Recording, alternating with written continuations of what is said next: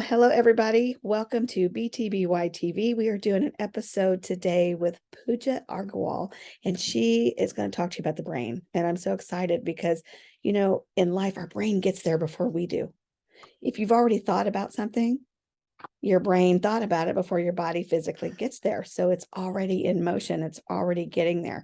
And you can thank Terrence Lethbridge for that. I got that one from him. But Puja, welcome to Becoming the Best You.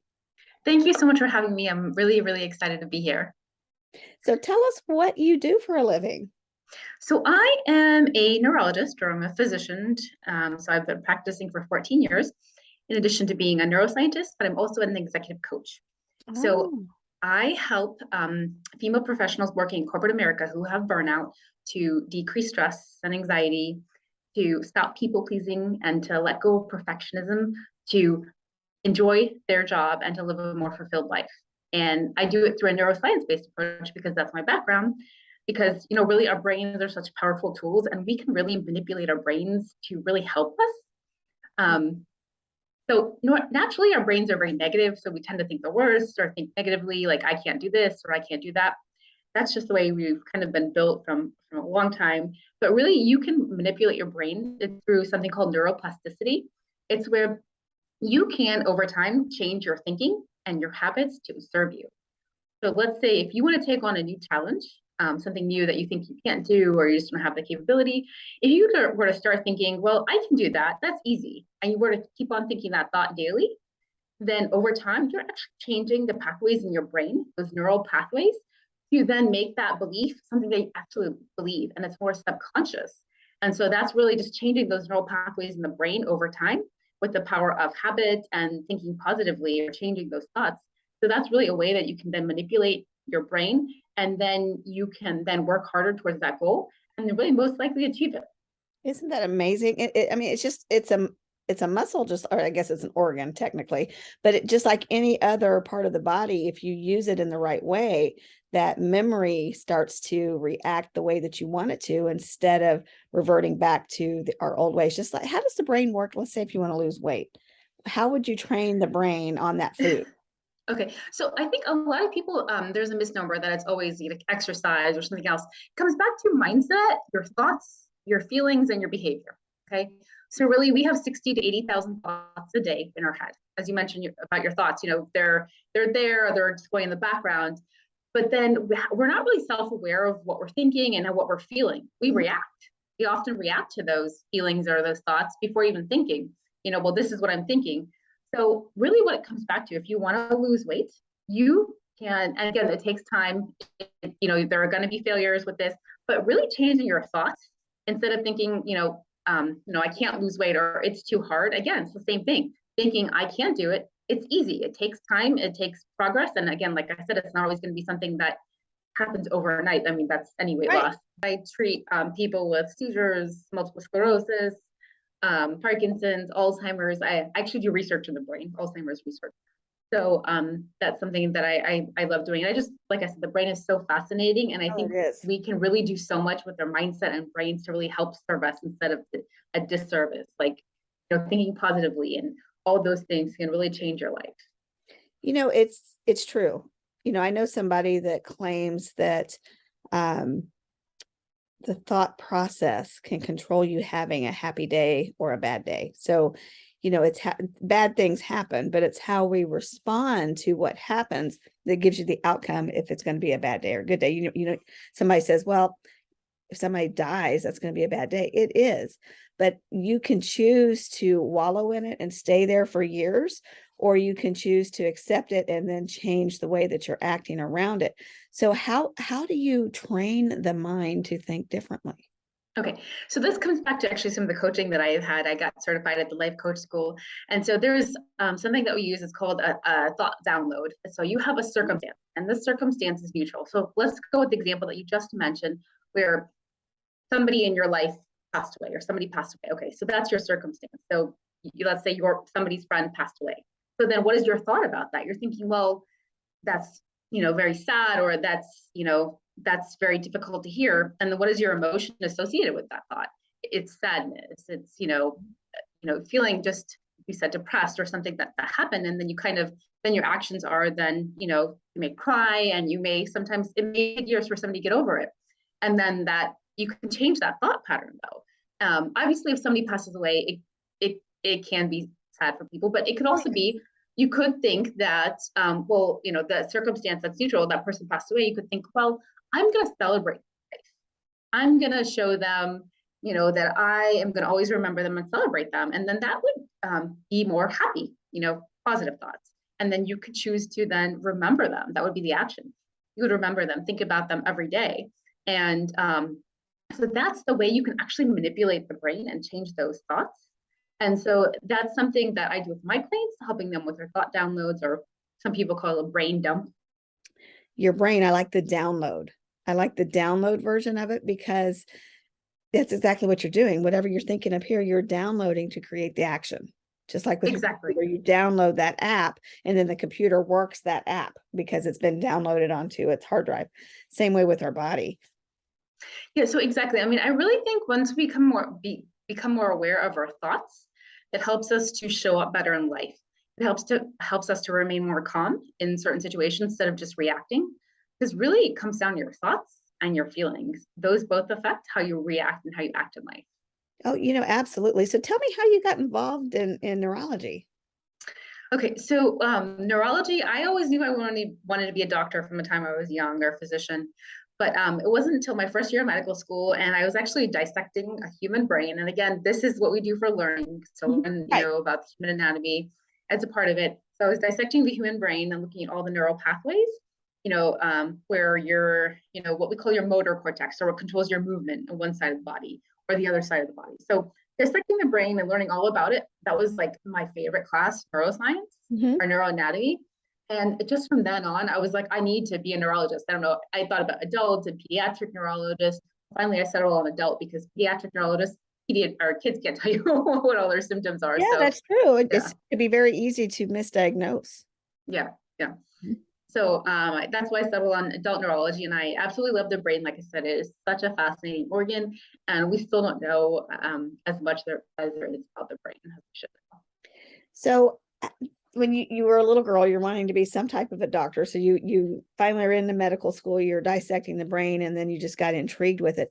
What are some of your favorite parts that you treat on a day-to-day basis with your patient? What is your favorite part of your job? Yeah, so I am a neurologist, but then also my subspecialty is epilepsy or seizures. So I treat people with seizures, and then also I like treating people with Alzheimer's, Parkinson's, multiple sclerosis, migraines. And so those are all bread and butter neurology. So I like treating all these different medical conditions. And so, I mean, those are most of the patients that I see that come in with those medical conditions or those symptoms. So, I mean, but I have to say probably seizures, since that's my subspecialty. So, there's different levels of seizures, isn't there? Or different types of seizures. Could you maybe talk about some of those? Yeah, so there are a few different types. I'm not going to get into all the technical aspects because it's very detailed, but there's certain ones where you have what we call generalized tonic-clonic, where you have stiffening and jerking. They used to be known as grand mal seizures. And then there was also a classification in the past, not really now, it's called petit mal, which are complex partial seizures. So you're basically you're not jerking or stiffening, but you're not aware, like you're kind of dazing off. Okay. So, and then there's a lot of other ones where there's simple motor seizures where you just get like jerking on one side, but you're still aware. You could have seizures where you have sensory changes without any change in your consciousness or awareness. So there's a lot of different types of seizures depending upon where that seizure originates in the brain. I've known several people that get them, and some people even have service dogs, because I guess the dog can smell if something's getting ready to happen. So a chemical or something must go off when that happens, or something for a dog to be able to smell the difference. So I think it's actually a change in the way their owner is behaving that they are noticing. Because oftentimes seizures will be preceded by something called an aura. So an aura is maybe a change in their behavior, or there's something that the dog may sense. Then that's why they then can sense when a seizure is coming on. And so I think they're trained in that. Again, I'm not an expert in seizure dogs exactly and all of that, but I think that's the way they know. I just find the brain, I don't know that we will ever know 100% of what the brain is capable of, Yeah, because I agree. there's so much, I think, that's hidden, and there's so much things that still need to be researched, and not even the research. Yeah, all about the research. But when I say that, I mean, there might be things that somebody starts researching, let's say in their 30s, and then they retire, and let's say they're 65, 70 years old, but their research isn't completed. And then that doctor dies, and the next person has to come along with that research to either start over or pick up where that one person left off. But things haven't yet happened. So to try to put all of that in the brain, we can study the kidney, we can study a muscle, we can study the eye, and pretty much learn everything there is to know about it. But the brain works completely differently. Yeah, so there used to be this misnomer in the past where we only use 10% of our brain, which is not true at all. We actually use more than 90% of our brain. We use most of our brain. And see, now But that makes sense. yeah. But the thing is, we don't know exactly everything fully about the brain, and that's where research comes in, which is what I do partially with Alzheimer's, like research with that. And so, just getting to know more about the brain, and again, it's going to take a long time to fully be aware more exactly what the brain does, all the different parts. But like you said, we may not fully know. And I guess maybe we're not meant to know. I don't know. But I Mhm. find it interesting, human behavior, just in general, the way people respond, the way that they react, the way that their thought process. Just go back to a college student. My son in high school, he got straight A's and he never had to study. So I said, you're going to go to college and you're going to flunk out because you don't have any study Mhm. skills. You don't know how to sit down and actually study. He still made straight A's in college, but my daughter, on the other hand, made great grades in school, in high school, and then gets to college and weren't the best grades. So it was completely opposite. Two kids from the same parents. One did exceptionally well, one struggled. And you just don't know. Some people are good test takers, some people are good communicators. So talk to me about how somebody can train their brain to communicate better, like to be better at their job, or is there memory things that you can do to spruce up, as you age, sometimes our memory starts to go. Yeah, so actually, just being engaged more. So let's say if people want to get better grades or they want to work harder, it's practice. It's putting that effort and that time in. Because something isn't going to just come to you. Some people may naturally, but most people that's not the case. Where you need to put in the effort, put in the time to really learn what it is. And let's say like if it's something like your memory is going as you Mhm. age, then just keeping your brain engaged, keeping it active.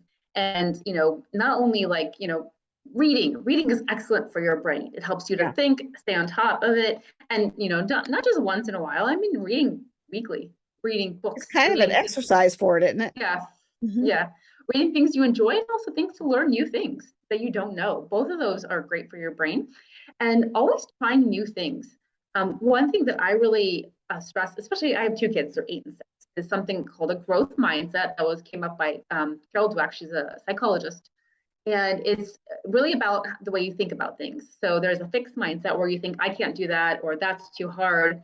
And you think that you're just born with all your capabilities. Or there's the growth mindset, which is really where people are successful or they grow more, where I can do this. This may take some time and I'll learn it. And they're ready to take on new challenges.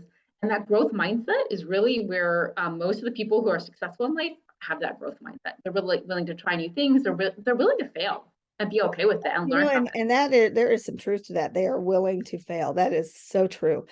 The other thing, you mentioned coaching. So talk to me about this ladies group thing that you do with that. You must do that on the side after hours. I do. So it's my little side hustle, I guess, if you want to call it. But really, I have a passion coaching. So I myself, when I was a practicing physician about 6 years ago, experienced burnout. And I was working 60 plus hours, not sleeping. I was trying to people please. I was a perfectionist. And I was always saying yes to everybody. So I was like overwhelmed. And I had two little kids. And really, I was giving everything at work and not much at home. And so through coaching, it really helped me to change my own mindset. And, it's very fascinating as a neurologist to learn and to actually yourself see that change in the way you think about things and to implement it. And so last year during the pandemic, I saw that there was such a high amount of female professionals experiencing burnout because there were a lot of blurs of boundaries of work and home and people working remotely. And then So I specifically like to focus on people working or female professionals working in corporate America, because when you're working in corporate America, there's a lot of senior level staff. There's a lot of pressure put on you, especially as females. We're kind of in this man's world, and there's like this hustle. You have to work even harder, and there's a lot of sexism. But really helping them to let go of that perfectionism, to let go of that anxiety and overwhelm, and that people pleasing, because that really, it doesn't serve you. So actually, research has shown that people who say no or set boundaries are more respected by others, and also tend to respect themselves more. That's And true. And mhm, look at your own self. But let's just say you're going out to dinner with somebody and you're going to get whatever you like because you don't want anybody to think, oh, you have to diet. But then you watch this other person order a very strategic meal that is going to help them get the goals that they want with their weight. I tend to admire them for doing that, but yet I have a problem doing that myself, and that's exactly what becoming the best you is about. What you just said, that mindset, you were burnt out. You don't know how to say no. So you're stuck in a life that you think everybody else wants you to live. And that's exactly why we do what we do. yeah, and that feeling of, well, they'll like me more if I do this. But then you lose who you are. You do all these things you don't want to do because you want to help other people out, because you want to people please. And then you don't have time to do the things that you need to do or take care of yourself or practice self-care. So that people pleasing, that perfectionism, and all of that, we need to let go of that, because all of that contributes to burnout. It absolutely does. And then when you're burnt out, it's unhealthy, you are unhappy, and then it affects your environment around you. So if, I would much rather regroup and have a healthier mindset than to have all the things and everything that brought me down to have a negative mindset. People say, what do you mean? You know, if you have this large house payment and these expensive cars and you can't go out and enjoy life because you are stuck to debt, how is that happy? And then you're stuck in a job because you got to pay that debt instead Mhm. of maybe selling that car or selling that house and downsizing to go out and get that job that really would make you happy, that would give you the family life that you wanted. But people are stuck in a mindset that they can't do that because they think this is what society wants from them. Yeah, that's actually another thing I stress with my clients: letting go of expectations. Not only society's expectations of you, but your own expectations. Thinking Yes. that everybody's going to want you to be this way, a certain way. And then you put those on expectations on yourselves, but it doesn't serve you. Is No, it that really doesn't. what you want? In fact, it can probably cripple you, mentally Mhm. cripple you, where Yeah. you could shut down or you get depressed and people are going, man, they got this best life. Why are they depressed? Well, I can tell you exactly why they're depressed because at the end of the month they got $10 left and they can't even go to the movies. Yeah, actually, so I just published with another writer a piece in Forbes about letting go of Mhm. expectations, because people who let go of expectations are more successful. When you put those expectations on yourselves and you don't meet those expectations, then that leads to self-doubt, shame, and guilt. And Mhm. then you ruminate about not meeting that expectation. And then again, it leads to inaction. You can't separate yourself from not meeting those expectations. And then our brains, again, just keep Mhm. on ruminating about those thoughts, separate. And then again, really when we let go of those expectations or thinking that we need to be a certain way or reach a certain goal at a certain time is really when we can have more success and even more happiness and joy. Yes, absolutely. And we're meant to be happy. If we weren't, then that emotion wouldn't exist. Yeah, definitely. So give us some tips of becoming the best you with the mindset. Give me some positive things that our viewers can learn from. Okay, so here are 4 things that I recommend that your viewers do. These are things you can implement right now. They don't cost any money. So the first thing is waking up in the morning and practicing gratitude. What I Mm. mean by gratitude is being grateful for what you have. So coming up with 3 to 5 things, saying them out loud, looking in front of a mirror, saying 3 to 5 things that you're grateful for. So what happens is when you do this on a daily basis, you're changing those neural pathways. You're thinking more positively. And what happens is the gratitude actually increases dopamine, which is your Mm. pleasure chemical in your brain, norepinephrine and serotonin. And then this makes you happier over time. Because instead of focusing on what you don't have, you're focusing on what you have. And then you're more appreciative of Amazing. that. And Yeah. I could see how that absolutely would Okay. happen. Yeah. Yes. So the second thing I recommend is starting your day also with 3 positive affirmations about yourself. You can pick whatever they are, but saying them out loud again in front of a mirror and looking at yourself and saying them like you mean it, again, that's another way to help change those neural pathways, and then to help you feel positive. And the third thing is to start journaling. All you need is a notebook and pen, and do this at the end of the day. Take 5 to 10 minutes and journal about whatever it is that happened during the day, your thoughts, your feelings. And actually, even for some people, if they want to, they can use that time for journaling to do that thought download that I mentioned earlier, to actually change the way they're thinking. You can actually self-coach yourself a little bit. Wow. To change your thoughts. Most people wouldn't require a coach because you need accountability, but it's I was something going that to some say I people would may need be the able to accountability. do. Yeah. If I Yeah. was doing it myself, I'd say I'll just do it tomorrow. Oh, we'll start Yeah. tomorrow. And the fourth thing that I recommend is breath meditation. And for some people, it might think it's like woo woo, but all it is waking up in the morning, spending 5 minutes by yourself alone in a quiet room, taking deep breaths and doing it for 5 minutes and just focusing on your breath. Sitting down, putting your hand on your heart and feeling your chest go up and down, and taking slow, deep breaths. And doing this for 5 minutes can really help you to have a better day and overall better mood. And again, this comes back to the research or science, because this helps you to become more calm, do not react in stressful situations. And there is research behind this that shows that meditation really helps your brain. Yeah, meditation can be huge. Not only that, it clears the brain, because if you're focusing on the breath, you're not focusing on the other stuff that consumed you earlier. Exactly. Yeah. So you're got a special little thing going on. You're getting ready to be in a magazine called She Exists. Talk to us about that. Yeah, so I came across Janelle Harris through another friend who lives in Orlando, and I heard great things about her, and I saw her magazine cover, and I saw the magazine. I was like, thought this is wonderful. I would love to be a part of this, and so I'm going to be part of one of the next issues. I'm not exactly sure which one at this point. I think it's October, but we're going to have a showcase on November 12th in Tampa, and I'm excited to be a part of it. It's an amazing magazine. It really talks about female empowerment and really showcasing female powerhouses and what they're doing. Yes, I'm Janelle is just a fabulous person. Her idea behind this magazine is just phenomenal. And the gala, I think it's open to the public. So she's going to send me over some links that I will put through. And anybody, if you're in that Tampa area, can go to it. Tickets are very reasonable. And who doesn't like to get dressed up and go out and celebrate? Exactly. Yeah. Yeah. So in your line of work, so you look like you're about 25. You look like you're still in college. How long have you been doing this?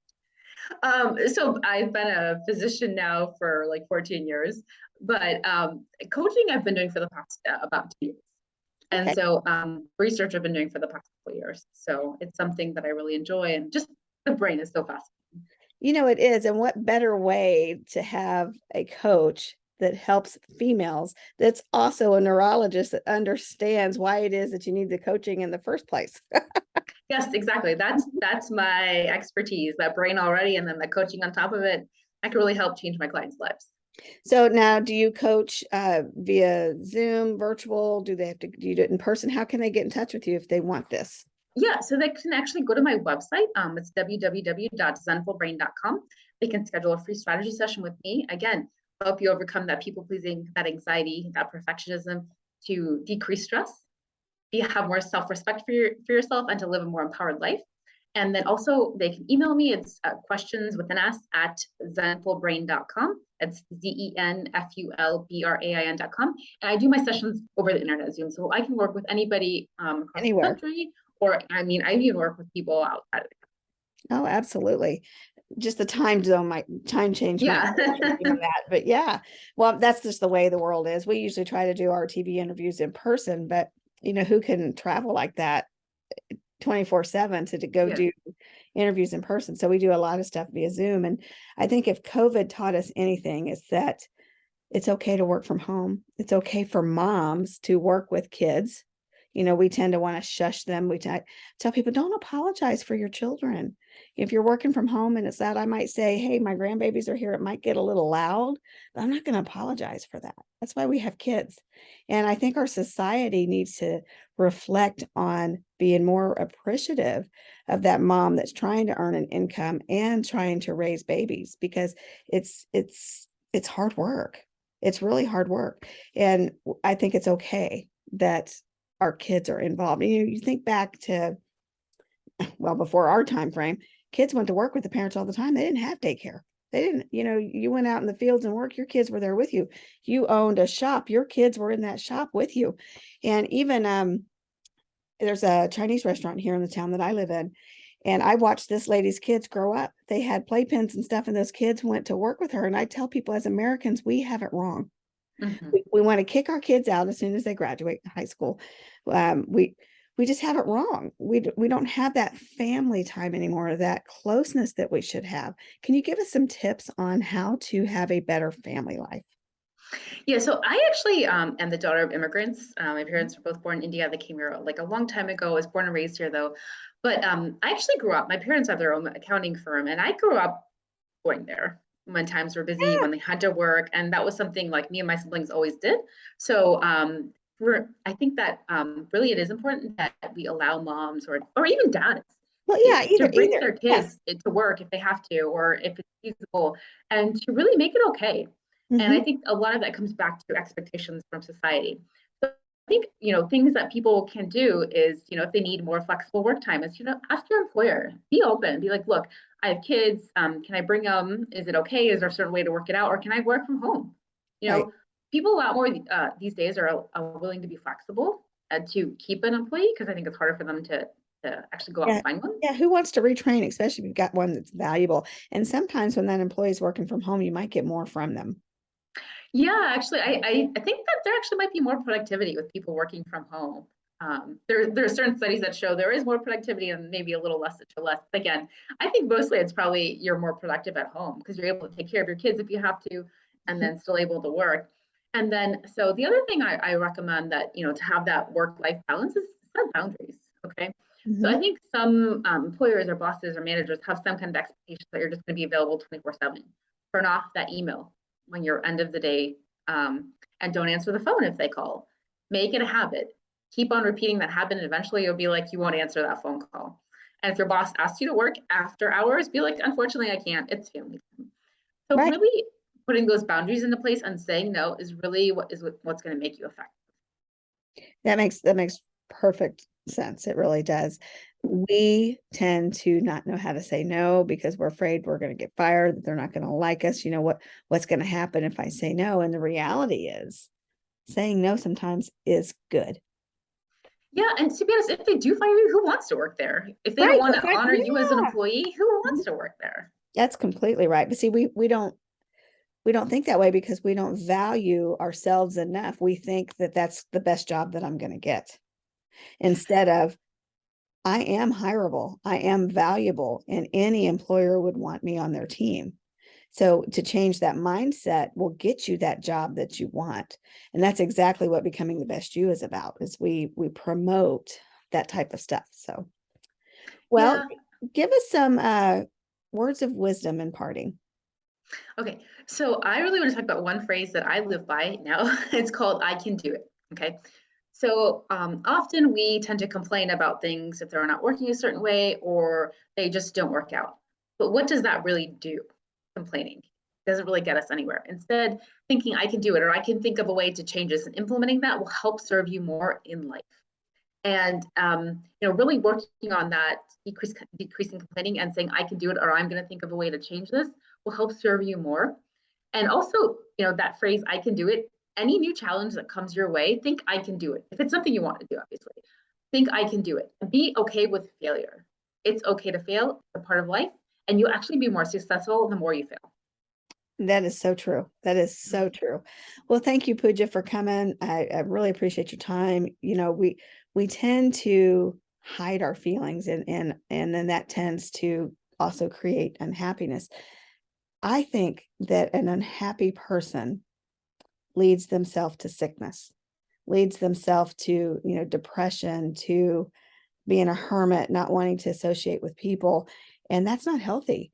So if we can change our mindset to a happiness place, and I mean, we're not going to be happy 24/7, but if we can at least learn how to make the best of every situation, I believe that it will change your life, and that's one of the things that I focus on. Yeah, like you said, that is very important, making the best of what you have. Well, thank you. Tell us how they can get in touch with you again one more time so they can come find you if they want to. Okay, so you can actually find me on my website. It's www.zenfulbrain.com. That's ZENFULBRAIN.com. They can email me at questions@zenfulbrain.com. And then I'm also on social media. You can find me actually on TikTok. It's at zenfuldoctor. And then I'm on Instagram. It's at zenfulbrainofficial. Okay, wonderful. Well, thank you guys. And remember, like we just said in the beginning, change that mindset, change your actions, and it will change your life. Stay tuned for more encouraging stories. So I'll stop the recording.